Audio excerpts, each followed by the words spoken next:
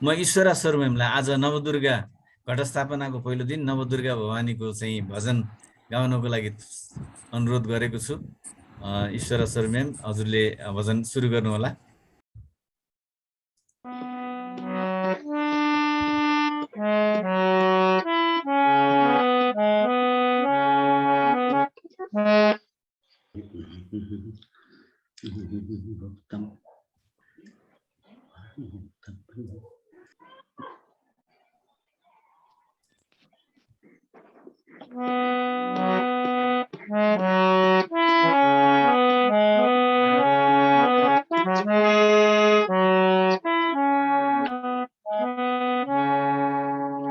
हे दुर्गे जननी माता, हे दुर्गे जननी माता, जगत की तिमी हौ दाता, जगत की तिमी हौ दाता।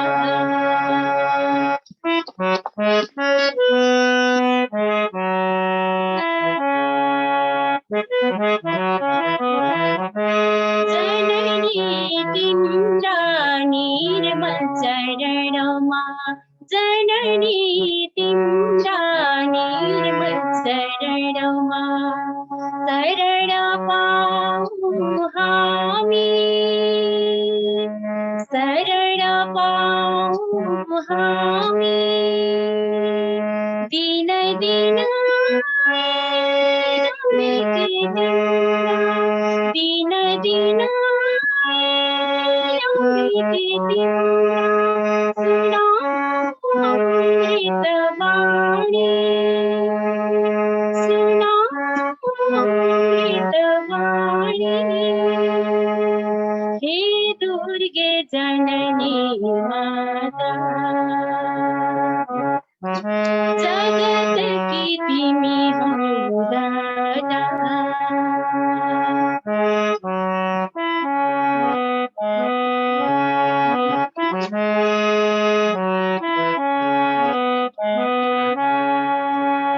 जीवन हाम्रो सपना सरी छ, जीवन हाम्रो सपना सरी छ। आई शरणमा लियो, आई शरणमा लियो, कलीमा डुबेका विनाय, कलीमा डुबेका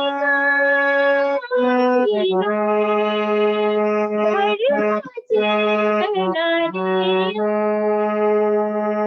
घरमा चेतना दियो। हे दुर्गे जननी माता, जगत की तिमी हौ दाता।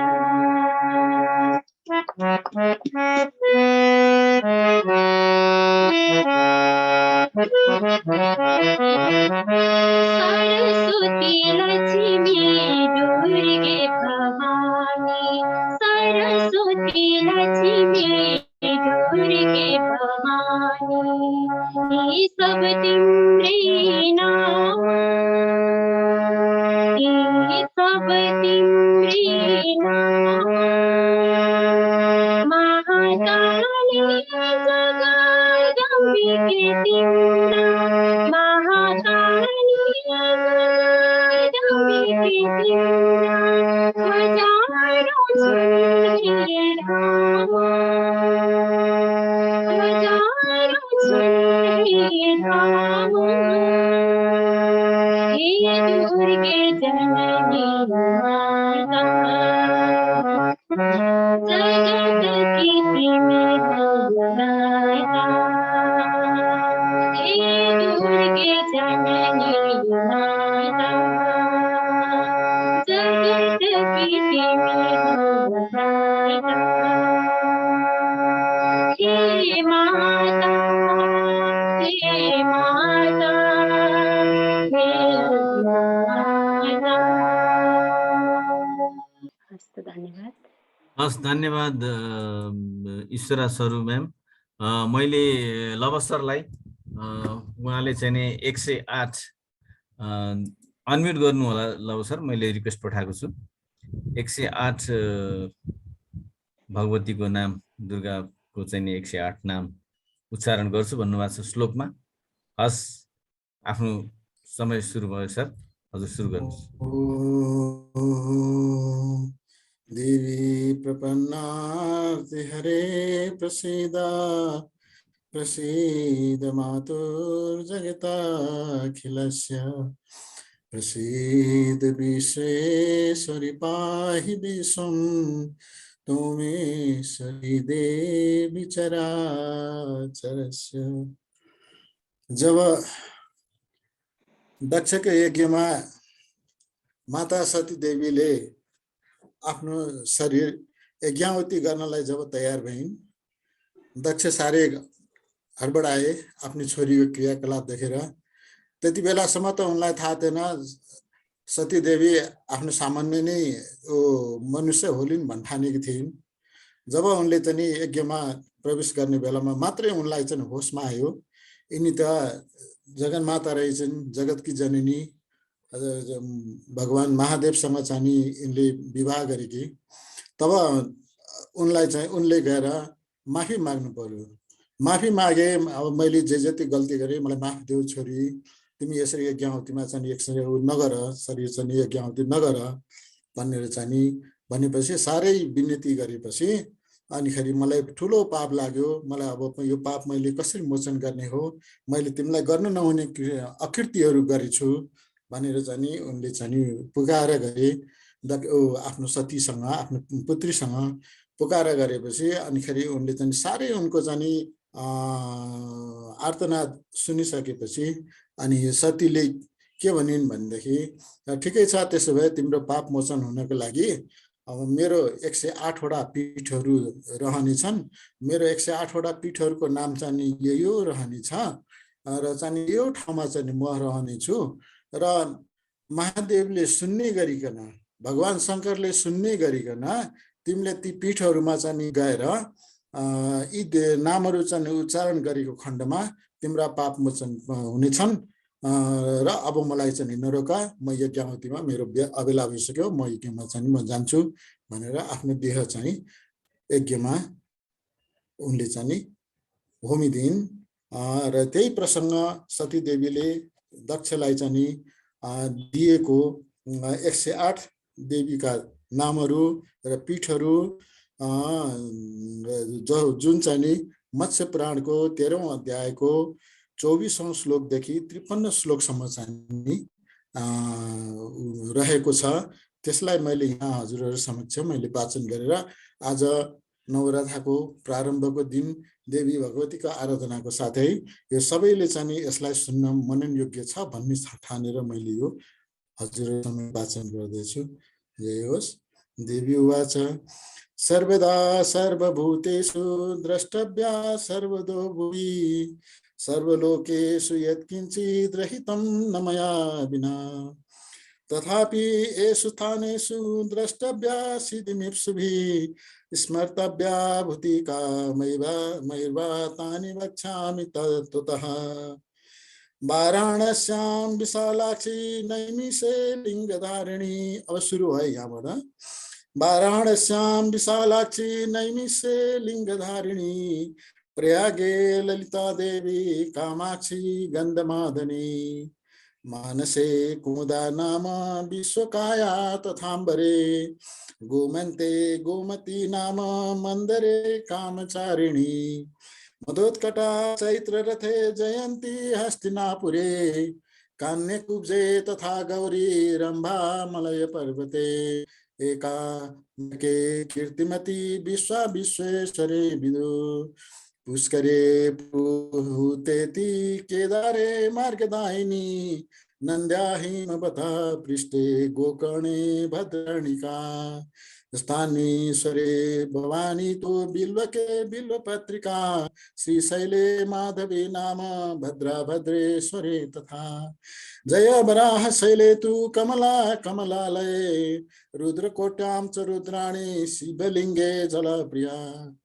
महालिंगे तु कपिला मर्कोटे मुकुटेश्वरी सालग्रामे महादेवी कालिकालंजरे गिरो मायापुया कुमारी तु संताने ललिता तथा उत्पलाक्षे सहस्राक्षे कमलाक्षे महोत्पला गंगायां मंगला नाम विमला पुरुषोत्तमे विपाशायां मोगाक्षी पाटला पुण्यवर्धने नारायणी सुबार्षे तु विकुटे भद्रसुन्दरी विपुले विपुला नाम कल्याणे मलयाचले कूटबी कोटि तीर्थे तु सुगंधा माधवे बने गोदाश्रमे त्रिसंध्या तो गंगा द्वारे रति प्रिया शिवकुंडे शिवानंदा नंदिनी देविका तटे रुक्मणी द्वारवत्यां तो राधा वृंदावने बने देवकी मथुरायां तो पाताले परमेश्वरी चित्रकूटे तथा सीता बिंदे बिंदाधिवासिनी सह्याद्रावे कबीरा तो हरिश्चंद्रे तो चंद्रिका रमणा राम तीर्थे तो यमुनायां मृगावती करबीरे महालक्ष्मी रुमा देवी विनायके आरोगा वैद्यनाथे तु महाकाले महेश्वरी अभेद्योष्ण तीर्थेषु चामृता बिंदकंदरे मांडव्ये मांडवी नाम स्वाहेश्वरी छाललांडे प्रचंडा तु चंडिका मकरंदके सोमेश्वरे बरारोहा प्रवासे पुष्करावती देवमाता सरस्वत्यां पारावार तटे मता महालये महाभागा पयोस्नां पिंगलेश्वरी सिंहिका कृत शौचे तु कार्तिकेय यशस्करी उत्पला वर्तके लोला सुभद्रा स्वर्ण संगणी माता सिद्धपुरे लक्ष्मी रंगना भरताश्रमे जालंधरे विश्वमुखे तारा किष्किंध पर्वते देवदारु बने पुष्टिर मेधा काश्मीर मंडले भीमा देवी हिमाद्रौ तु पुष्टिर विश्वेश्वरे तथा कपाल मोचने शुद्धिर माता काया बरोहणे शंखोद्वारे ध्वनिर्नाम धृतिपिंडारके तथा काला तुम चंद्रभागाया मच्छोदे शिवकारिणी वेणायाम मृता नाम बर्वर्या मुर्वशी तथा औषधि चोत्तर कुरौ कुशद्वीपे कुशोदका मन्मथा हेमकूटे तु मुकुटे सत्यवादिनी अश्वत्थे बंदनीया तु निधिर्वै श्रवणालये गायत्री वेदवदने पार्वती शिवसानिधौ देवलोके तथेन्द्राणी ब्रह्मास्येषु सरस्वती सूर्यबिंबे प्रभा नाम मातॄणां वैष्णवी मदा अरुंधति सती नाम तो रामासु च तिलोत्तमा चित्ते ब्रह्म कला नाम सर्व शरीरणा प्रतिपक्षको तृतीयाष्टमीमा शिव समीपमा मेरा यी 108 नामबाट पाठ जसले गर्दछ तहु बहुपुत्रवाला हुन्छ जुन विद्वान गोदान श्राद्धदान अथवा प्रतिदिन देव पूजाका समयमा इनामको पाठ गर्दछ भने परब्रह्म पद प्राप्त गर्दछ। हरिओ। धन्यवाद लवर सर। मैं नरोत्तम गुरुलाई अनम्युट गर्न भने नरोत्तम सर सुरु गरौँ। ओम श्री देव्यै नमः। नारायणं नमस्कृत्य नरं चैव नरोत्तमं देवीं सरस्वतीं व्यासं ततो जयमुदीरये। सृष्टौ या सर्गरूपा जगदवनविधौ पालिनी या च रौद्रे संहारे चापि यस्या जगदिदमखिलं क्रीडनं या पराख्या पश्यन्ति मध्यमाथो तदनु भगवती वैखरी वरणरूपा सास्मद वाचं प्रसन्ना विधिहरिगिरिसाराधितालङ्करोतु। सबैजना सज्जनवृन्द मेरो हार्दिक नमन। ईश्वरा म्यामले कति मिठो भजन गाउनुभयो, जुन भजन सुनिसकेपछि एक प्रकारको ऊर्जा आउँदो रहेछ, एक प्रकारको मनमा बेग्लै प्रकारको ऊर्जा प्रकट भएको मैले अनुभूति गरेँ। त्यस्तै लव सरलाई धेरै धेरै धन्यवाद। सरले आज हामीलाई 108 नाम जुन मत्स्य पुराणबाट भएको त्यो महात्म्यसँग सम्बन्धित भएर उहाँले सुनाउनु भयो। हामी आज पहिलो दिन ब्रह्मचारिणी प्रथमम शैलपुत्री छ। आज शैलपुत्रीको रूपमा देवी प्रकट हुनुभएको दिन भनिएको छ। विशुद्ध ज्ञान देहाय त्रिवेदी दिव्य चक्षुषे श्रेय प्राप्ति निमित्ताय नमसो मार्दधारिणे। एक पटक भगवान शङ्करले जगदम्बा माताको रूप र सौन्दर्यलाई हेरेर भन्नुभयो, हे माता। उहाँले सम्बोधन गर्नुभयो, हे माता, हजुर यति सुन्दर देखिनुहुन्छ, यो सुन्दरता मलाई पनि दिनुहोस्, हजुरको यो सुन्दरता मलाई पनि म पाऊँ भनेर भगवान शङ्करले भन्नुभएछ। देवीले ल लाऊ भनेर आफ्नो तेस्रो नेत्र झिकेर भगवान शङ्करलाई दिनुभयो। अनि त्यस बेलादेखि भगवान शङ्कर त्रिवेदी दिव्य चक्षुषे तेस्रो नेत्रवाला भगवान शङ्कर हुनुभयो। अनि देवीले आफूले त्यो तेस्रो नेत्र जब भगवान शङ्करलाई दिनुभयो, त्यसपछि त्यहाँ रातो टीका लगाउनु भयो। देवीको त्यो रातो टीकालाई देखेर भगवान शङ्कर फेरि मोहित हुनुभयो र हे माता त्यो के हो? देवीको त्यो टीकालाई देखाएर भन्नुभयो, हे माता त्यो के हो? देवीले के भन्नुभयो भन्नु होला भने यो श्री हो।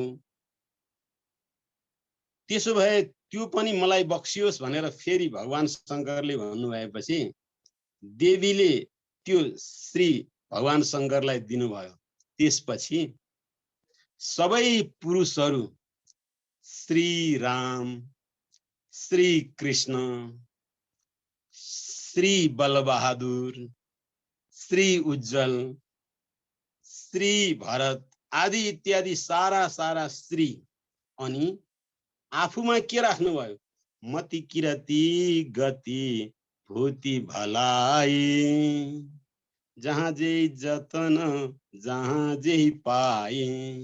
अनि सम्पूर्ण मति किरती गति विभूति भूति यी सबै चिज चाहिँ देवीले आफूले राख्नुभयो। तर त्यो कसरी राख्नुभयो भन्दा देखिरहे भनेदेखि भगवान शङ्कर जस्ता अरू यी पुरुषहरू जे छन्, यी केटाकेटीहरू, यी बच्चा बालहरू सब मागिरहन्छन्। त्यसैले यी सबै चिजहरू देवीले के गर्नुभयो? छुपाएर राख्नुभयो। मति किरती गति भूति विभूति यी चिजहरूलाई चाहिँ नि के भए आफूमा लुकाएर राख्नुभयो, ताकि आवश्यक परेको बेलामा प्रकट गर्ने, आवश्यक परेको बेलामा दिने। त्यसैले भन्नुभयो मार्कण्डेयले, या श्री स्वयं सुकृतिनां भवनेश्वलक्ष्मी पापात्मनां कृतधियां हृदयेषु बुद्धिं श्रद्धां सतां कुलजन प्रवश्य लज्जा तां त्वा नतास्मि परिपालय देवी विश्वम। या श्री जुन श्री सुकृति नाम राम्रो काम गर्ने मानिसहरूको घरमा, सुकृति नाम श्री श्री सम्पत्तिको रूपमा, जसको विचार बुद्धि सबै भव्य छ, दिव्य छ, त्यो घरमा सम्पन्नता।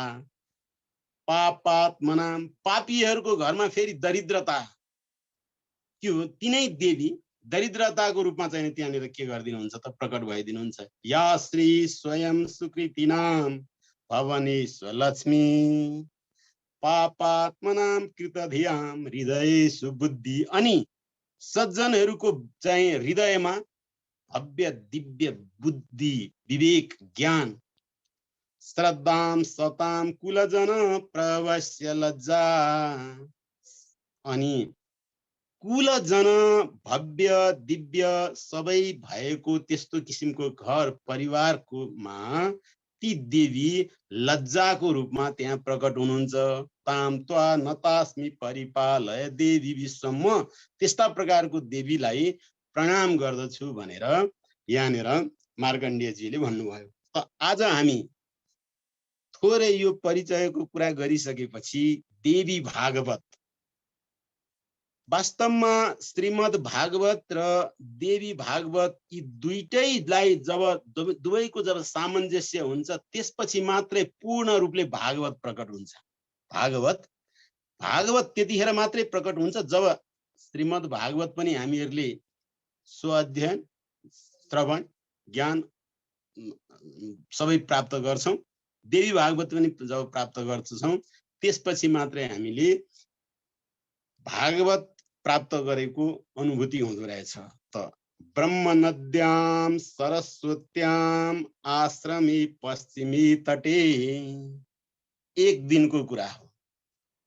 महर्षि व्यास ब्रह्म नदी सरस्वतीको पश्चिमपट्टिको तट किनारमा बस्नुभयो, आचमन गर्नुभयो, सूर्यदेवलाई नमस्कार गर्नुभयो, प्रणाम गर्नुभयो कि आदिदेव नमस्तुभ्यं प्रसीद मम भास्कर, दिवाकर नमस्तुभ्यं प्रभाकर नमोस्तुते, आदित्यां जगतां नाथं ज्ञान विज्ञानमोच्छदं, महापापहरं देवं तं सूर्यं प्रणमाम्यहम्। सूर्यदेवको नमस्कार गर्नुभयो। त्यसपछि देवी भागवत अब आफैले देवी भागवत लेख्न थाल्नुभयो। त देवी भागवत लेख्नुभयो, अरु सबै पुराणहरू सबै शिष्यहरूलाई चाहिँ वाचन गर्न लगाउनु भयो। सबै पुराणहरू अरु जम्मै पुराणहरू व्यासजीले सबै आफ्ना शिष्यहरू, जस्तो हामीले कुरा गर्दै थियौं, महाभारत जस्तो ग्रन्थ लेख्नुभयो, वैशम्पायनजीलाई लगाइदिनु भयो त कि तिमी सुनाऊ बाबु। अनि स्वयं श्रीमद् भागवत महापुराण लेख्नुभयो, ल सुनाऊ भन्नको लागि आफ्नै पुत्रलाई बाँडिदिनु भयो।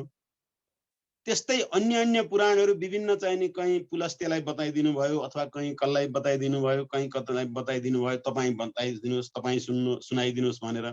तर देवी भागवत महापुराण स्वयं व्यासजीको एउटा आफूलाई फेरि पनि जुन पुराण र जुनको चाहिँ हामी चर्चा गर्न थाल्छौँ त्यसको चाहिँ फेरि गरिमा र महत्त्व फेरि आफ्नै तरिकाले प्रकट हुँदो रहेछ कि देवी भागवत रचना गरिसकेपछि व्यासजीलाई आफैलाई चाहिँ त्यो के त भन्दाखेरि त्यो आफैलाई भन्न मन लाग्यो, त्यो कसैलाई भन्न मन लागेन।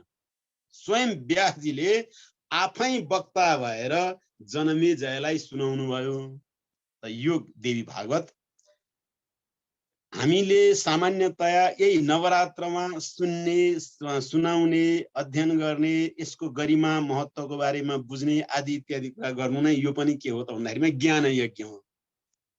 द्रव्य यज्ञ, तपो यज्ञ, योग यज्ञ तथा परे, स्वाध्याय ज्ञान यज्ञश्च यतय संसित व्रता। भगवान कृष्ण भन्नुहुन्छ द्रव्य यज्ञ, द्रव्य दिएर गर्ने यज्ञ, तपो यज्ञ, योग यज्ञ, अरु जुनसुकै यज्ञ, स्वाध्याय ज्ञान यज्ञश्च। अहिले हाम्रो यो जुन सत्सङ्गको माध्यमबाट वास्तवमा के भने शास्त्रहरूको श्रवण मनन अध्ययन स्व-अध्ययन एक किसिमले भन्ने हो भनेदेखि हजुरहरूलाई अहिले मैले यहाँनिर चाहिँ थोरै कुराहरू बताउन लागिरहेको छु। केवल मैले हजुरहरूलाई बताउन लागेकै होइन, मैले आफूले अध्ययन गरिरहेको हो। यो कुरा हजुरले केही सुनाउनुहुन्छ भने वास्तवमा सुनाउनुभन्दा बढ्ता हजुर आफूले अध्ययन गर्नुहुन्छ, किनकि त्यो अध्ययनको एउटा परिपक्वता, अध्ययनको एउटा चाहिँ उच्चतम बिन्दु त्यो के त भन्दाखेरिमा सुनाउँदाखेरिमा मात्रै हुन्छ। त्यसैले भगवान कृष्णले के भन्नुहुन्छ भन्दाखेरिमा जे प्राप्त हुन्छ, जे अध्ययन गरिन्छ, जे सुनिन्छ त्यो चिजहरू के त भनेदेखि दक्षिणा ज्ञान सन्देश प्राणायाम परम बलम। आफूले प्राप्त गरिसकेको जुन ज्ञान विज्ञान जे छ त्यो अवश्य पनि के त भनेदेखि सुनाउनु पर्छ, बोल्नु पर्छ, भन्नु पर्छ, ताकि के होस् त भन्दाखेरिमा त्यसको गरिमा, त्यसको अर्थ, त्यसको महत्व, त्यसको भव्यता, दिव्यता सबै के होस् त प्रकट होस् त। यहाँनिर देवी भागवत भगवान व्यासले रचना गर्नुभयो, त्यसपछि आफैले चाहिँ जनमेजयलाई सुनाउनु भयो। त हामी फेरि कहाँ पुग्छौँ त भन्दाखेरिमा एकपटक नैमिषारण्यमा फेरि पुग्छौँ कि नैमिषारण्यमा त हजारौं वर्ष त्यहाँ त स्वाहा स्वाहा भएर धुमधामसँग यज्ञ चलि नै रहेको छ। ऋषिहरूले त्यहाँ यज्ञ गरिरहनुहुन्छ अनि विभिन्न चाहिने भव्य व्यक्तित्वहरू आउनुहुन्छ। फेरि त्यहाँ पुराणहरू भइरहेका हुन्छन्, कथा प्रवचनहरू भइरहेका हुन्छन्। सुन्ने कुरा र सुनाउने कुरा त यति रहेछन् कि पृथु महाराज त के भन्नुहुन्छ, ओहो हे परमात्मा, मैले यति धेरै सुनी कि सुन्ने कुरा त कति रहेछ। त्यसकारण यो मैले दुईटा कानले मात्रै सुन्दाखेरिमा त कहिले सक्नु। त्यसकारण हे प्रभु, यदि मलाई बक्सिन्छ भनेदेखि 1000 कान बक्सियोस्, ताकि म 2 कानले सुन्ने हैन 1000 कानले सुनेर चाहिँ सबै कुरा सुन्न सकौं। अनि स्वयं चाहिँ नि भगवान रामले ऋषिलाई बताउनुहुन्छ के भन्दाखेरिमा, तपाईँ कहाँ बस्ने भन्दाखेरिमा चाहिँ नि म कहाँ बसौँ भन्दाखेरिमा ऋषिले चाहिँ नि भरै निरन्तर होइन पुरे। जब जसको चाहिँ नि कानमा कथारूपी नदी गंगा समुद्र जति हाल्दा पनि जब भरिँदैन, जति चाहिँ नि हालिरहे पनि भरिँदैन, त्यस्तो प्रकारको चाहिँ नि व्यक्तिमा तपाईँ बस्नुहुन्छ हे राम भनेर त भन्नुभएको छ। त्यसैले यी चीजहरू यति सुन्ने रहेछ, यति सुन्नुपर्ने रहेछ कि यसको कुनै सीमा नै रहेनछ।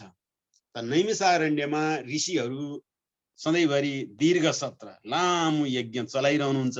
त्यहाँ चाहिँ ऋषिहरू आइरहनुहुन्छ। त आउँदाखेरिमा फेरि एकपटक महाभारत सुनिसक्नुभयो, भागवत पुराण सुनिसक्नुभयो, मार्कण्डेय पुराण, मत्स्य पुराण, सब पुराण सुनिसक्नुभयो। फेरि अब के बाँकी छ भन्दाखेरिमा एउटा यस्तो दिव्य चीज बाँकी छ कि यो सारा अस्तित्व जम्मै चीजहरू के छन् त भन्दाखेरिमा एकदमै निर्बोझ, एकदमै खुल्ला। यहाँ यो अस्तित्वमा रहेका चीजहरू, नदीहरू आनन्द छन्, कुनै बोझ र त्यहाँ बोर फिलिङ गरेका छैनन् नदीहरूले। प्रकृतिका रुख लहरा पत्ताका यी बोट बिरुवालाई हेरौँ, आनन्दसँग उनीहरू सब मजासँग रमाइरहेका छन्। बोट वनस्पति लहरा पत्ताका फूल फल आदि इत्यादि फूलहरू फुलिरहेका छन्, फलहरू फलिरहेका छन्, उमङ्ग भइरहेको छ। यहाँ बडो गजब छ। अरू सबै सृष्टिका प्राणीहरू हेर्यौं भने फेरि पनि तिनीहरू पनि के त भन्दाखेरिमा मस्त छन्। कुनै तिनीहरूलाई केही सङ्कलन गर्नु पनि छैन, केही जम्मा पार्नु पनि छैन, चलिरहेको छ, भइरहेको छ, ती सब मस्ती छन्। तर हे परमात्मा, मानिसमा मात्रै एउटा त्यस्तो छ कि कता कता ऊ फेरि पनि बोझिलो, एकदमै बोझ, कता कता चाहिँ भारी बोकेको जस्तो, तनाव आदि इत्यादिमा रहिरहेको छ। सब अस्तित्व फ्री छ, अस्तित्वमा रहेका सब चिजहरू एकदम स्वतन्त्र र एकदमै आनन्दित छन्। तर यहाँ चाहिँ के भने मनुष्य मात्रै त्यस्तो छ जो चाहिँ के भने कता कता ऊ बोझिलो छ। हे परमात्मा, हे चाहिँ सुतजी, यसबाट निवृत्ति हुनको लागि, यसबाट मुक्त हुनको लागि फेरि केही बाँकी छ भने भन्दाखेरिमा आहा, सर्व चैतन्य रूपां ताम आद्यां विद्यां च विद्महि बुद्धिं या न प्रचोदयात्। मङ्गलाचरण गर्नुभयो। सर्व चैतन्य रूपां ताम आद्यां विद्यां च विद्महि बुद्धिं या न प्रचोदयात्। सबै ठाउँमा चेतना जुन भरिदिने, सबैको बुद्धिमा चाहिँ विकसित गरिदिने र सबैलाई भव्य र दिव्य बनाइदिने तिनै परमेश्वरी, तिनै जगदम्बा, तिनै माताको बारेमा म अब थोरै कुरा गर्दछु। किनभने सर्व चैतन्य रूपां ताम, सबैमा चैतन्य, बोट बिरुवाहरूमा पनि चैतन्य।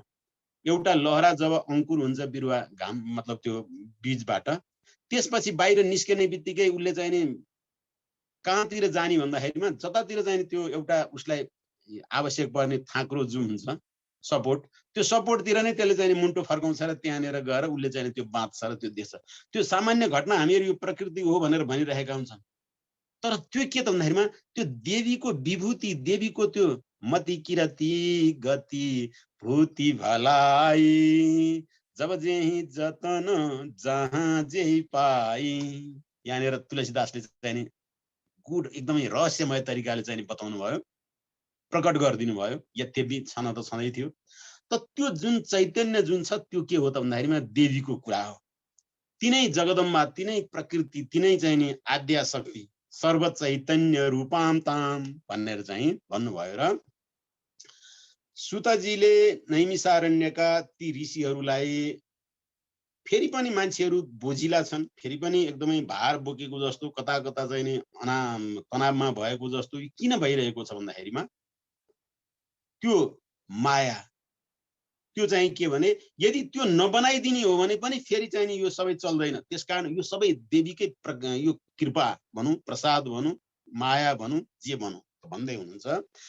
त्यसपछि ऋषिहरूलाई फेरि लाग्यो कि हे महामती, अज्ञान ध्वन्त विध्वंस कोटि सूर्य समप्रभ, अज्ञान ध्वन्त, अज्ञान रूपी अन्धकारलाई नाश गरिदिने सूर्य समान भएका हे महापुरुष, तपाई जब अगाडि आइसक्नु भएपछि त फेरि हामीले यस्तो किसिमका सानातिना दुःख कष्ट पीर चिन्तामा बस्ने नै होइन नि। अब हाम्रो सब कुरा निवारण भयो, ल भनिदिनुस् अब के हुन, के बाँकी छ हामीलाई। फेरि भन्दाखेरिमा तिनै देवी तिनै भगवान व्यासद्वारा रचना गरिएको तिनै देवीको महात्म्य, देवीको कथा प्रकट भएको त्यो महत्त्वपूर्ण ग्रन्थ देवी भागवत म तपाईहरुलाई सुनाउँछु। जुन कुरा जनमेजयलाई स्वयं व्यासले सुनाउनु भएको थियो। किनभने जनमेजयका पिता परीक्षित जो हुनुहुन्थ्यो तक्षकको टोकाइबाट मर्नु भएको थियो, त्यसैले उहाँको गति बिग्रिएको थियो। फेरि यहाँ चाहिँ नि हामीहरूले अब त्यो देवी भागवततिर लागिरहेका छौँ। अब श्रीमद् भागवतको कुरा होइन। मैले फेरि निवेदन गरिसकेँ, श्रीमद् भागवत र देवी भागवत दुईटैको जब चाहिँ नि संयोजन हुन्छ र जब दुईटैको चाहिँ नि विशद अध्ययन र विशद श्रवण हुन्छ हाम्रो, त्यसपछि मात्रै हामी भागवतमा पुरापुर हुनेछौँ। त्यसपछि मात्रै हामी भागवत प्रिय र भागवत प्रेमी हुनेछौँ। स्वयम्भू नारद शम्भु भनेर स्वयम्भू नारद शम्भु जनक प्रहलाद भीष्म आदि व्यक्तित्वहरू जो छन् उहाँहरू सबैजनाले चाहिँ नि के भने यी दुईटै भागवतमा पारङ्गत भइसकेर यी दुईटै भागवतको मर्मलाई बुझिसक्नु भएपछि मात्रै उहाँहरू परम भागवत हुनुभएको थियो। त जनमेजयलाई स्वयं व्यासजीले यो बताउनु भयो र यो सुनिसकेपछि जनमेजयका पिता परीक्षित मुक्ति हुनुभएको थियो। यो एउटा कहानी रह्यो, यो एउटा पुरानो इतिहास रह्यो। त्यति मात्रै कहाँ हो र? त्यति मात्रै होइन। श्रवणात् वसुदेवस्य प्रसेनान्वेषणे गतं चिरायितं प्रियं प्रोक्तं कृष्णं लब्ध्वा मुमुदः। हे ऋषिवर, तपाईहरुलाई अर्को कुरा बताऊं, यो पुराण, यो भागवत, यो देवी भागवत त वसुदेवजीले सुन्नु भएको थियो। वसुदेवजीले कुन बेला सुन्नु भएको थियो भन्दाखेरिमा आफ्नो प्रिय पुत्र कृष्ण प्रसेनको खोजीमा जब जानुभयो, प्रसेनको खोजीमा जाँदाखेरिमा कैयौं दिनसम्म पनि प्रसेनको खोजीमा जानुभएको भगवान कृष्ण फर्किनु भएन। त्यसपछि वसुदेवलाई बडो चिन्ता लाग्यो। त्यसपछि उहाँले चाहिँ नि अब के त भन्दा विभिन्न आफूसँग भएका, आफ्नो नजिकमा रहेका, आफ्नो हित चिताउने ऋषि महर्षिहरू जो जो हुनुहुन्थ्यो उहाँहरू मध्ये गर्ग साण्डिल्य आदिसँग विचार विमर्श गर्नुभयो कि मेरो प्रिय पुत्र कृष्ण प्रसेनलाई खोज्न भनेर गएको आज यतिका दिन भइसक्यो, काहीँ केही पत्तो अत्तो छैन, कृष्ण आएनन्, म के गरौँ? त्यसपछि त्यहाँ धेरैजनाले धेरै तर्कहरू गर्नुभयो। आउनुहुन्छ भगवान कृष्णलाई कसैले काहीँ केही क्षति पुर्याउन सक्दैन, किनभने यह सप्ताहयनु बाल, जो एक चाहिने 7 वर्षको जो बालकले चाहिँ त्यत्रो चाहिँ गोवर्धन पर्वत उठाउनु भएको थियो, त्यत्रा चाहिँ त्यो पुतना जस्ता भयंकर भयंकर ठुलठुलालाई चाहिँ भगवान कृष्णले आफू बालक हुँदै चाहिँ संहार गर्नुभएको थियो भने अहिले त उहाँलाई कसले के गर्न सक्छ? त्यसकारण हे वसुदेव, तपाई चिन्ता नगर्नुहोस् भनेर धेरै सम्झाउनु भयो। त त्यतिखेर त्यहाँ गर्गजी आउनुभयो। गर्ग पुरोहितो राजन यदुनाम सुमहातपा। त्यहाँनिर गर्ग चाहिँ के भने यदु वंश यादवहरू सबैजनाको पुरोहित हुनुहुन्थ्यो। जसले सबैको कल्याण चिताउनुहुन्थ्यो। त उहाँले आएर के भन्नुभयो भन्दाखेरिमा, हे वसुदेव, तपाईँ त्यसो भएदेखि कृष्णलाई कसैले कहीँ कतैबाट पनि केही क्षति पुर्याउन सक्दैनन्, त्यो आफ्नो ठाउँमा छ। तपाईलाई त्यस्तो शङ्का लाग्छ भने एकचोटि भव्य यज्ञ पनि गरौँ हामी यही उसमा, कृष्णको कल्याणको लागि, कृष्णको बल बुद्धि विवेक सब कुराहरूको प्रवर्धनको लागि, वर्धनको लागि हामी एउटा यज्ञ गरौँ। त्यो के यज्ञ भनेदेखि देवी यज्ञ गरौँ। र यो देवी यज्ञ गरेपछि कहीँ कतै कृष्णलाई केही अप्ठ्यारो यदि परिरहेको रहेछ भने पनि सब कुरा निराकरण हुनेछ भनेर गर्गजीले त्यहाँनिर उपदेश दिनुभयो। र त्यस भएपछि त्यो अम्बा यज्ञ, देवी यज्ञ, यानी देवी भागवत कथा श्रवण र त्यो देवीको महात्म्यको बारेमा त्यहाँनिर चर्चा भयो। त्यो भएपछि भगवान कृष्ण पनि तत्कालै त्यो यज्ञ सकिने बित्तिकै त्यहाँ आउनु भएको थियो भनेर सुतजीले यसरी जब बताउनु भयो सौनक आदि गरेका ऋषिहरूलाई, त्यसपछि यो प्रसेन को हो, अनि यो प्रसेनले खोज्न किन जानु परेको थियो भनेर त्यो इतिहास थोरै चाहिँ फेरि ऋषिहरूले सुतजीलाई राख्नुभयो। त्यसो भएपछि अब थोरै चाहिँ के भने देवी भागवतको यो हामीले यो महात्म्यको अर्थ के रहेछ भन्नु होला नि, महत्व के भने यसको भूमिका। देवी भागवतलाई चिन्ने एउटा सबैभन्दा पहिलो आधार भूमिका। जब पढिसकेपछि भूमिका र त्यसको महत्वको बारेमा बुझिसकेपछि अनि त्यो शास्त्रको बारेमा अरु चाहिँ नि के हुन्छ भने प्रेम र प्रीति बढ्दो रहेछ। हामीले अब कोही मानिसलाई देखिरहेका छौं, चिनिरहेका छौं, बोलिरहेका छौं, तर उहाँको भव्यता र दिव्यताको बारेमा थाहा भइरहेको छैन भने हामीले उहाँकोबाट लिनुपर्ने कुराहरू फेरि लिन सक्दैनौँ। मान्छे नजिकै आउनुहुन्छ, सधैँभरि बोलचाल पनि गरिरहेको, तर उहाँको ज्ञान विज्ञान, उहाँको चाहिँ दिव्यता र भव्यतामाथि यदि हामीले थोरै पनि कसैले हामीलाई बताइदिएको छैन र हामीले बुझ्ने पनि प्रयास गरेका छैनौँ भने उहाँसँगको सान्निध्यता, भेटघाट र सबै निरर्थक भएर गइरहेको हुन्छ। किनभने हामीले उहाँबाट प्राप्त गर्न सक्ने चिजहरू प्राप्त गर्न सकेका हुँदैनौँ। नचिन्ने मान्छेको लागि, नबुझ्ने मान्छेको लागि उसको घरमा कामधेनु गाई नै आए तापनि उसले त के यो गाईले यहाँ चाहिँ नि तरकारीहरू बोट बिरुवाहरू खाइदिन्छ भन्छ, धपाइदिन्छ। तर चिन्ने मान्छेले चाहिँ के भने कामधेनुलाई बडो सजी सजाउ तरिकाले राख्छ, पाल्छ, खानेकुराहरू घाँसहरू उसलाई मनपर्ने चिजहरू खुवाउँछ, अनि आनन्दसँग उसको स्याहार सुसार गरेपछि अमृत दुहुन्छ। अनि त्यो अमृतबाट धेरै चाहिँ मान्छेहरूलाई पुष्टि, तुष्टि, सन्तुष्टि सब कुरा प्राप्त हुन्छ।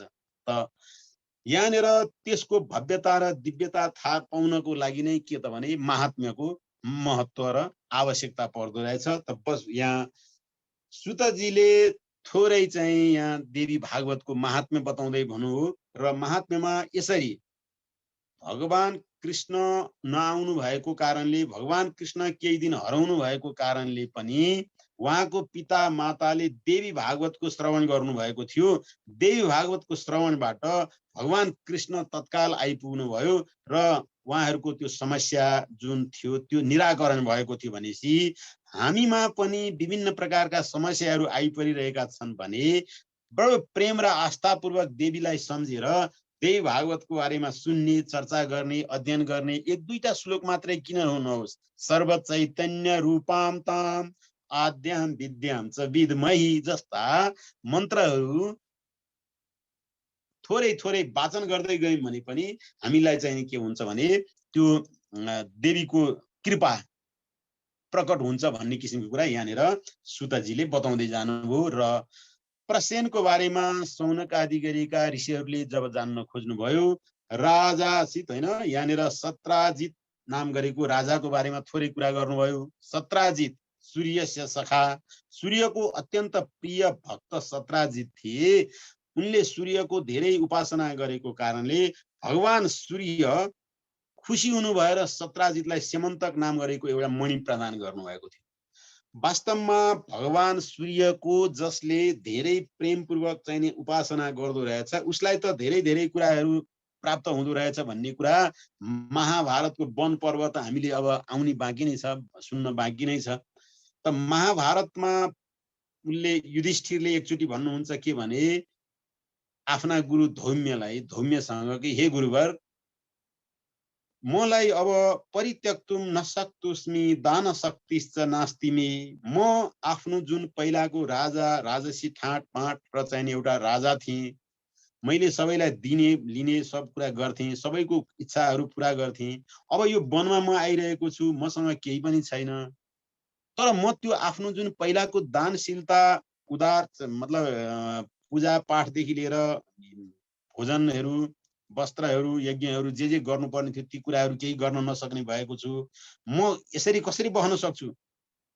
एकदमै अध्ययनशील मान्छेलाई किताब सिताब बिना मतलब ग्रन्थहरू बिना चाहिँ कतै राखिदियो भने पिर परे जस्तै, अथवा एकदमै चाहिँ नि खेल्नु पर्ने मान्छेलाई चाहिँ नि अब त्यो खेलबाट टोटली अलग राखिदिएपछि पिर परे जस्तै, अथवा एकदमै खानु पर्ने र चाहिँ मुसमस्ती गर्नुपर्ने मान्छेलाई त्योबाट अलग राखिदिएपछि उसलाई पिर भए जस्तै, यहाँनिर गर्नुपर्ने अरूलाई खुवाउने पूजा पाठ गर्नुपर्ने कतिपय कुराहरू बाँडिरहनु पर्ने त्यस्तो प्रकारको युधिष्ठिरलाई केही चिज नभएको कारणले गर्दा अत्यन्त गाह्रो पर्यो। त्यो बेलामा उहाँले धौम्यसँग चाहिँ नि हे गुरुवर म के गरौँ भन्दाखेरिमा धौम्यले के भन्नुभयो भन्दाखेरिमा हे राजन त्यसैदेखि तपाईँ सूर्यको नामहरू जप्नुहोस्, सूर्यको नामहरू जप्दै जप्दै गर्नु, सूर्यबाट तपाईँलाई इच्छा पुरा हुनेछ भन्नुभएको थियो।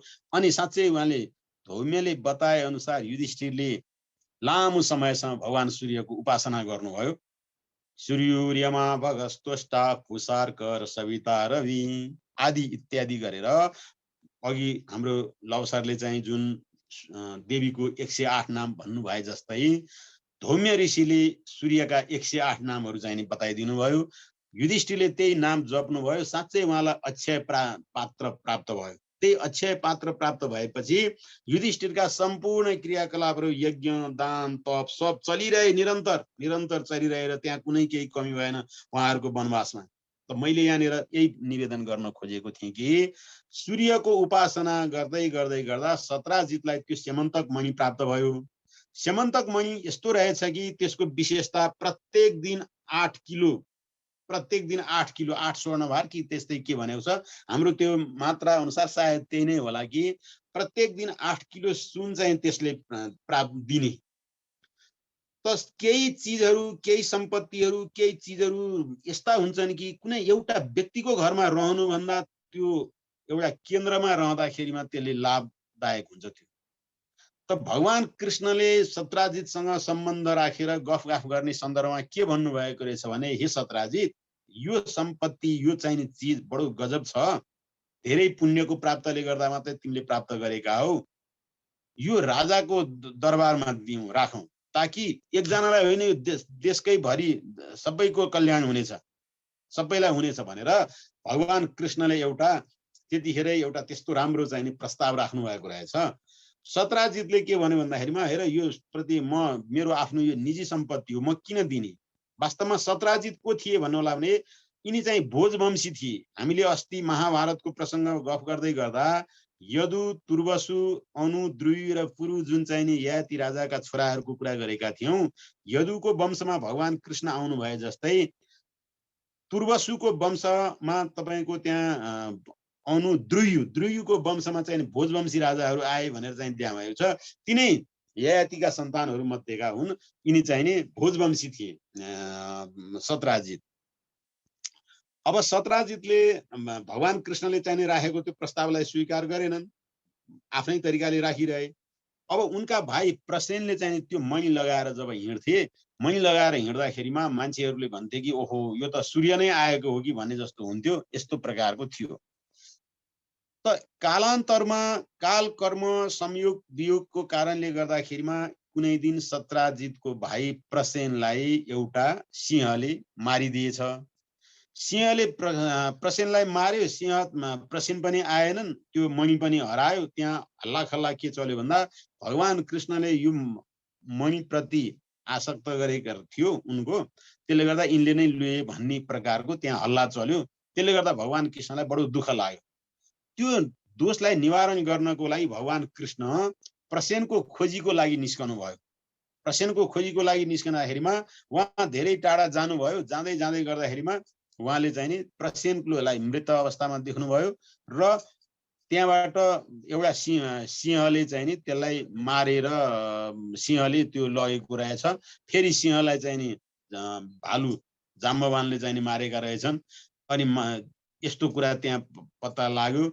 पछि भगवान कृष्णले जाम्बवानसँग युद्ध गर्नुभयो, जाम्बवतीसँग विवाह गर्नुभयो र त्यो मणि जुन थियो त्यो मणि लिएर आएर सत्राजितलाई नै फिर्ता गर्नुभयो भन्ने किसिमको कुरा जब सुतजीले बताउनु भयो, त्यसपछि त्यो इतिहास यसरी भगवान कृष्ण केही दिनसम्म आफ्नो मातापिताबाट अलग हुनुभएको, मातापितालाई चाहिँ नि छोरा हराएको पिरमा दुःख लागेको, यी कुराहरू सबै चाहिँ नि सुनाउनु भएर यति मात्रै होइन, अर्को पनि इतिहास छ कि देवी भागवतको देवीको महात्म्य र देवीको गरिमालाई बढाउने त अर्को पनि एउटा इतिहास छ भन्नुभयो। त्यो के इतिहास भन्दाखेरिमा श्राद्ध देव मनु, श्रद्धा नाम गरेकी पत्नी जबको चाहिँ सन्तानको लागि उनीहरूले जब यज्ञ गरे, त्यो यज्ञमा चाहिँ पुत्र प्राप्ति होस् भनेर श्राद्धदेव मनुले चाहना राखेका थिए।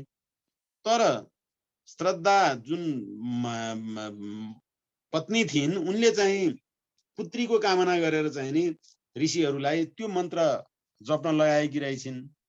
साँच्चै नै श्राद्धदेव मनुका छोरा जन्मनु पर्ने ठाउँमा छोरी को जन्म भयो, इलाको जन्म भयो। अब छोरी इलाको जन्म भएपछि मनुलाई चाहिँ के भने ओहो राजा बनाउनको लागि चाहिने छोरा चाहिने छोरी भयो। अब के गर्ने त्यहाँनिर अलिकति उनलाई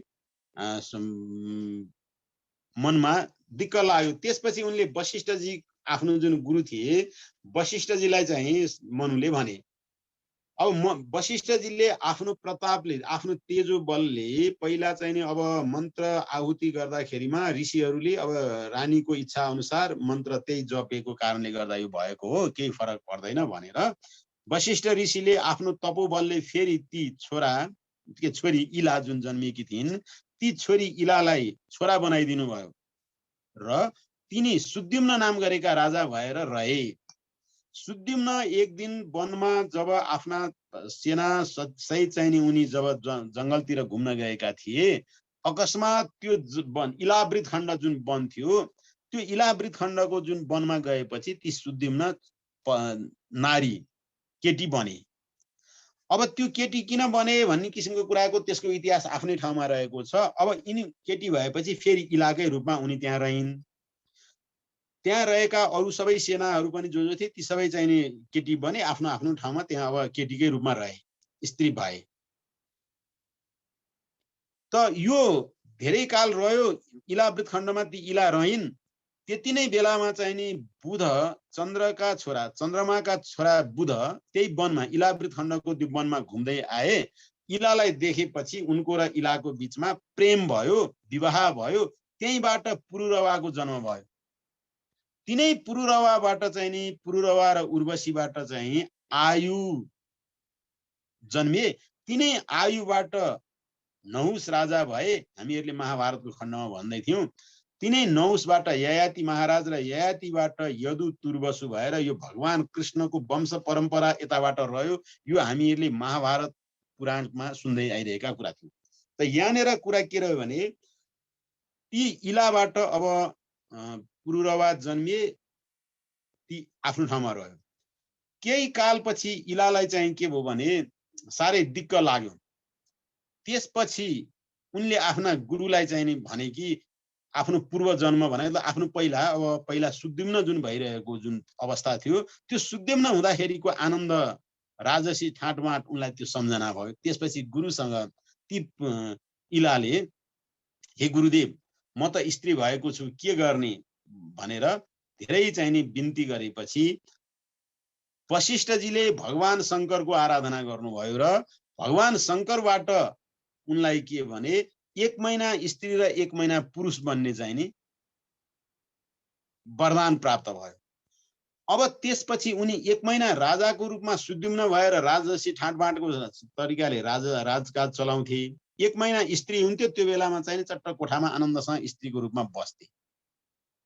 त यो हुँदै हुँदै गएर धेरै काल रहिसकेपछि भगवान मतलब वशिष्ठ ऋषिले देवीको आराधना गर्नको लागि सुद्युम्नलाई भन्नुभयो। र सुद्धिम्नले अब 1 महिना स्त्री भएको अवस्थामा पनि र 1 महिना पुरुष भएको अवस्थामा दुवै अवस्थामा उनले अहोरात्र चाहिँ नि देवीको चाहिँ श्रवण गर्न थाले, महात्म्य, देवीको महात्म्य श्रवण गर्न थाले। देवीका सबै लीला चरित्रहरूको बारेमा, देवीका चाहिँ सम्पूर्ण दिव्य विभूतिहरू, दिव्य चरित्रहरू विभिन्न कालखण्डमा भइरहेका, अब विभिन्न कल्पकल्पमा देवीका चाहिँ विभिन्न चरित्रहरू भइरहेका छन्। ती कल्पकल्पका चरित्रहरूको बारेमा उनले चाहिँ कथाहरू श्रवण गर्न थाले र सुन्न थाले।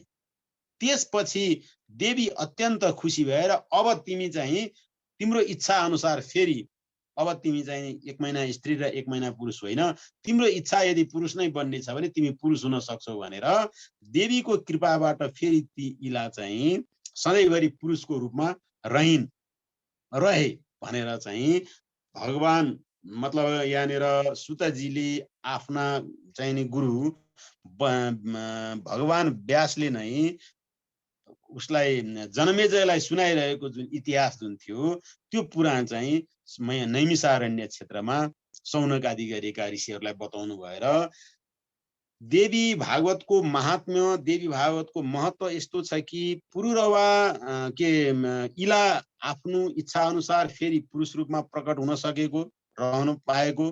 त्यसै गरी वसुदेवजीले आफ्ना छोरा धेरै कालसम्म हराएको अवस्थामा चाहिँ तत्काल प्राप्त गर्नको लागि यज्ञ गर्दाखेरिमा त्यो यज्ञको सांगताको दिन ठ्याक्क चाहिँ त्यसको चाहिँ उद्यापन जुन हामी सांगे भन्छौँ त्यो दिनकै दिन चाहिँ भगवान कृष्ण आइपुग्नु भएको। त्यसै गरी जनमेजयलाई भगवान व्यासले आफ्नै मुखले, आफ्नै मुखार बिन्दबाट आफूले रचना गरेको त्यो जुन देवी भागवतको जुन देवीको चरित्र थियो त्यो पुराण सुनाएको कारणले परीक्षितलाई मुक्त गराएको। त्यसले गर्दाखेरिमा यो इतिहास र यो पुराण फेरि पनि के भने अन्य पुराण भन्दा बेग्लै प्रकारको विशिष्टता भएको छ भनेर थोरै चाहिँ देवी भागवतको महात्म्यको बारेमा बताउनु भयो। र यति महात्म्य भनिसकेपछि देवी भागवतमा एउटा रहेको अर्को महत्त्वपूर्ण विशेषता के हो भने सम्पूर्ण पुराणहरूको परिचय पनि देवी भागवतमै छ। सम्पूर्ण पुराणहरूको नाम पनि देवी भागवत नै छ। कुन कुन पुराण भन्दाखेरिमा यहाँनिर बडो मिठो तरिकाले भगवान व्यास भन्नुहुन्छ, मद्वयम भद्वयम चैव वत्रयम व चतुष्टयम अनाप लिंग कुस्कानि पुराणानि पृथक पृथक। भारतवर्ष यो भारतद्वीप यो हिमालय खण्डमा रहेका ऋषिहरूले ज्ञान र विज्ञानको क्षेत्रमा यति धेरै आविष्कार गरे, यति धेरै कुराहरू ल्याए, यति धेरै विचारहरू ल्याए कि 18 पुराण, 18 फेरि यो पुराण सँगसँगै अर्को उपपुराणहरू, फेरि 18 उपपुराणहरू, यति मात्र नभइकन 4 वेद अनि 108 उपनिषद जस्ता यी जम्मै ज्ञानका खानीहरू, मतलब स्रोतहरू सब वास्तवमा छन त यही अस्तित्वमा थियो, त त्यो अस्तित्वबाट निकालेर हामीहरूलाई जुन दिनुभयो नि। यद्यपि गाईको शरीरभरि नै व्याप्त रूपमा चाहिँ के त दुध त थियो, तर त्यो थुनको माध्यमबाट चाहिँ अमृत चाहिँ हामीले जुन छौँ, त्यसै गरी ज्ञान र विज्ञान त यो अस्तित्वमा जताततै हराभरा छँदै नै छ। तर ती सम्पूर्ण कुराहरूलाई शास्त्रको माध्यमबाट देवी भागवत, महाभारत, भगवत गीता आदि इत्यादिको माध्यमबाट ती जम्मै अस्तित्वमा रहेका ज्ञान विज्ञानहरूलाई ल्याउने काम चाहिँ कसले गरिदिनु भयो त भन्दाखेरिमा यिनै मनीषीहरू, जहाँ हिमालय खण्डमा जहाँ वन, जङ्गल, नदी, पवित्र वन, पवित्र तीर्थ, पवित्र चाहिँ अब भूमिहरूमा बस्नुहुन्थ्यो। अनि त्यसपछि जम्मै चिजहरू लेख्नुहुन्थ्यो। त लेख्नुभयो के भने मद्वयमको अर्थ मबाट उठ्ने दुईटा। ती मबाट उठ्ने दुईटा पुराण के हुन् भनेर संक्षेपमा कस्तो वैज्ञानिक तरिकाले सूत्रात्मक ढङ्गले लेख्नुभयो भने मद्वयम, मत्स्य र मार्कण्डेय, मद्वयम, भद्वयम, भबाट उठ्ने दुईटा पुराण भन्नुभयो के त भन्दाखेरिमा भविष्य पुराण र भागवत पुराण। भविष्य पुराण भविष्यका सारा आउने कल्पहरूका कुराहरूसम्म पनि कति चाहिने चेतनाको कहाँसम्मको त्यो विराट असीमित ज्ञान यति भनेर कुनै छैन। भविष्यमा हुने कुराहरू पनि चाहिँ भविष्य पुराणमा चाहिँ अब भविष्य पुराण लेखियो कहिले कहिले त्यहाँ पैगम्बर मोहम्मद पनि हुनेछन् कुनै जमानामा कुनै ठाउँमा, त्यहाँ जिसस जस्ता चाहिँ एउटा यीशु ख्रीष्ट भन्ने पनि हुनेछन् कुनै ठाउँमा, र यिनीहरूले पनि कहीँ कहीँ आफ्नो आफ्नो धर्म चाहिँ प्रचार गर्नेछन्, कबीर भन्ने पनि कहीँ कहीँ आउनेछन् भन्ने किसिमको कुरा हजारौं वर्ष अघि भागवत पुराणमा चाहिँ भविष्य पुराणमा लेखिएको। त यो कुराको चाहिँ जानकारी के त भने हामीलाई चाहिँ यो देवी भागवतमा उल्लेख गरिएको छ र देवी भागवतमा यी सब चिजहरूको नाम दिएको छ भनियो। मद्वयम मत्स्य पुराण र मार्कण्डेय पुराण। मत्स्य पुराण कति विराट रहेछ भन्ने किसिमको कुरा त अब मत्स्य पुराण मत्स्य भगवानको कुरा त रहँदै रह्यो, देवीको उपासना र देवीका कुराहरू अघि चाहिँ जुन लव सरले 108 नाम जुन भन्नुभयो मत्स्य पुराणको अध्याय 13बाट भनेर जुन उहाँले कुरा गर्नुभएको थियो, त अध्याय 13मा त देवीकै चर्चाहरू रहेछ भन्ने किसिमको कुरा पनि पाइयो।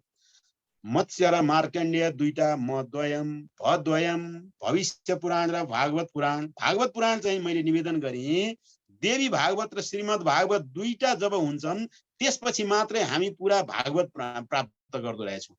किनभने भागवत पुराणमा भगवान कृष्णको चरित्रको कुरा गरियो भने देवी भागवतमा भगवान कृष्ण राधा कृष्णको चाहिँ विशद चाहिँ त्यहाँनिर व्याख्या गरिएको छ।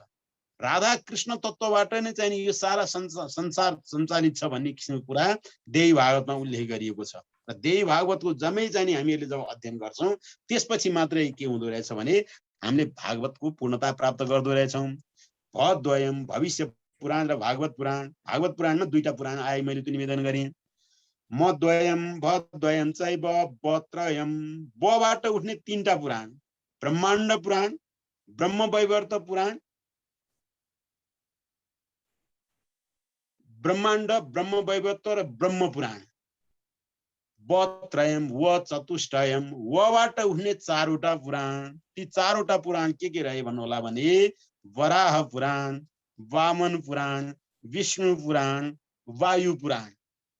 यी चारवटा पुराण वराह वामन विष्णु वायु यी चारवटा भएपछि बत्रयम व चतुष्टयम। बबाट उठ्ने तीनटा, वबाट उठ्ने चारवटा। अनि मद्वयम भद्वयम चैव बत्रयम व चतुष्टयम अनलिङ्ग कुस्कानि पुराणानि पृथक पृथक भन्यो। भन्नुभयो के भने अबाट अग्नि पुराण, स्पेशल अग्नि पुराण। जानी हामीले एक दिन यही सत्सङ्गको माध्यमबाट चाहिँ नि हाम्रो यहाँ उपस्थित हुनुभएको सन्तोष न्यौपानेज्यूले भन्नुहुन्थ्यो, उहाँले चाहिँ नि अग्निको बारेमा क्या मिठो चाहिँ नि चर्चा गर्नुभएको छ। हाम्रो यहाँ उज्जवल सरले यसलाई राख्नु पनि भएको छ। त अनाप अग्नि पुराण, नाबाट उठ्ने नारद पुराण। भगवान नारद जो कि भगवानका चाहिँ 10औं अवतार मध्येको एक अवतार, जसले चाहिँ नि के भने ज्ञान विज्ञानको क्षेत्रमा सम्पूर्ण प्रचार गर्ने र प्रसार गर्ने, जहाँ चाहिँ जिज्ञासा र कौतूहल जगाइदिने नारदको काम, नारदले त्यो गर्नुभएको छ। जहाँ जहाँ जिज्ञासा र कौतूहल उठाइदिने, अनि जहीँ जुनसुकै बेला पनि आनन्द र मग्न र मस्तीमा रहने, कहीँ कहिले उदास र निराश नरहने। कहीँ कतै उदास र निराश यदि हुनुभयो देवर्षि नारद भने सम्झिनु पर्यो कि फेरि नयाँ केही कुरा निस्किने हुनेवाला छ। जब जब नारदजीमा चाहिँ नि अलिकति नैराश्यता र उदासीपन जब प्रकट हुन्छ सम्झिनु पर्यो कि अब खुसी हुनुपर्छ कि अब केही नयाँ चिजहरू यो अस्तित्वमा आउनेवाला छ। नारद पुराण। पबाट उठ्ने पद्म पुराण। पद्म पुराण जुन पुराणहरू मध्येमा एकदमै चाहिँ नि ठुलो पुराण, जुन चाहिँ 55,000 श्लोक कि कति भन्नुहुन्छ त्यहाँनिर। अनाप लिङ्ग, लीबाट उठ्ने लिङ्ग पुराण। लिङ्ग पुराण ब्रह्म मुरारी सुरार्चित लिङ्गम निर्मल भासित शोभित लिङ्गम। ब्रह्म मुरारी सुरार्चित लिङ्गम। यहाँनिर बडो मिठो चाहिने यो लिङ्गाष्टकम चाहिने हामीहरूले बडो मिठो छ त्यो हैन। तब त्यहाँनिर त्यो लिङ्ग पुराणको बारेमा पनि अब भव्य छ त्यो भनेर यहाँ लीबाट उठ्ने लिङ्ग पुराण। अनि गबाट उठ्ने गरुड पुराण। अनाप लिङ्ग, गबाट गरुड पुराण। कुस्कानी, कुबाट उठ्ने कुर्म पुराण। स्कबाट भनेको स्कन्द पुराण। जम्मै कि 18 पुराणहरू मध्येमा सबैभन्दा ठुलो पुराण स्कन्द पुराण, अनाप लिङ्ग कुस्कानी पीरा पुराणानी पृथक पृथक भनेर यसरी 18 वटा पुराणहरूको बारेमा सबै पुराणको परिचय दिएर सबै पुराणहरूको महत्त्व र गरिमालाई देख्ने पनि हामीले चाहिँ के भने यही देवी भागवतमा पाउँदो रहेछौँ भनेर आज अब थोरै महात्म्यको बारेमा र विशुद्ध ज्ञान देहाय त्रिवेदी दिव्य चक्षुषे श्रेय प्राप्ति निमित्ताय नम सोमार्धधारिणी भगवान शंकर र देवीको जुन चाहिँ हामीले यहाँनिर भन्यो विशुद्ध ज्ञान देहाय, देह भगवान शंकरको देह त्यो चाहिँ के भने विशुद्ध ज्ञानै ज्ञानले भरिएको छ। त्रिवेदी तीनटै वेद चाहिने उनको चाहिने चक्षु ज्ञान चक्षु चाहिने भएको छ। अनि श्रेय प्राप्ति निमित्ताय सम्पूर्ण श्रेय प्राप्तको लागि चाहिने कामना गरिने नम सोमार्धधारी अर्धचन्द्रलाई चाहिने धारण गर्ने भएको भगवान शंकर, जसले पनि के त भन्दाखेरिमा हे माता हजुरको सौन्दर्य हजुरको विभूति हजुरको दिव्यता र भव्यता मैले पनि प्राप्त गरौँ भनेर चाहिने प्रार्थना गर्नुभएको छ। अनि भनिएको छ के भनेदेखि चिता भस्माले पो गरल मसनम दिग्पटधरु जटाधारी कण्ठे भुजगपतिहारी पशुपति कपाली भूतेषु भजति जगदीशै कपदबिं भवानी त्वत्पाणि ग्रहण परिपाटी फलमिदम। हे भगवान शंकर, तपाई त चिता भस्माले पो चिताको भस्म लगाउनु हुन्थ्यो, अनि कपाली भूतेषु भजति जगदीश तपाई यस्तो प्रकारको हुनुहुन्थ्यो।